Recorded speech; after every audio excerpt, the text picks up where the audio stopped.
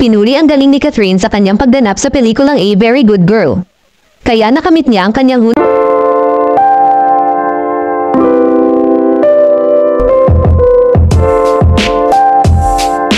Pinuri ang galing ni Catherine sa kanyang pagganap sa pelikulang A Very Good Girl.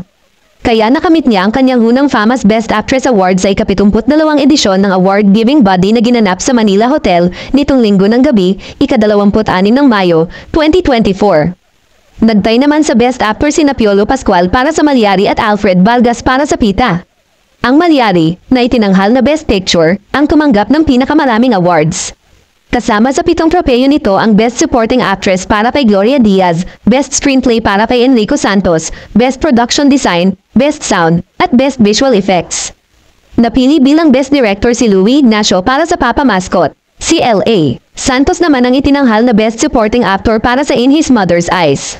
Ang Best Child Actor ay si Ewan Michael para sa Firefly at si Elia Ilano naman ang Best Child Actress para sa Ghost Tales. Ang 72nd Famous Awards ay isang star-studded event dahil dinanuhan ito ng ilan sa mga kilalang artista sa Philippine film industry. Kasama sina Catherine at Piolo, naroon din ang mag-asawang Dingdong Dantes at Marian Rivera na tumanggap ng Famous Bida sa Takilya para sa kanilang blockbuster movie na Rewind na ngayon ay may record bilang pinakamataas na kinita ng Filipino film sa lahat ng panahon. Nominado rin ang Kapuso couple bilang Best Actor at Best Actress para sa kanilang pagganap sa Rewind. Dumalo rin sa awards night sina Coco Martin at Senator Robin Padilla na tumanggap ng Iconic Movie Actor of the Philippine Cinema Award at si Alden Richards na nominado para sa Family of Two.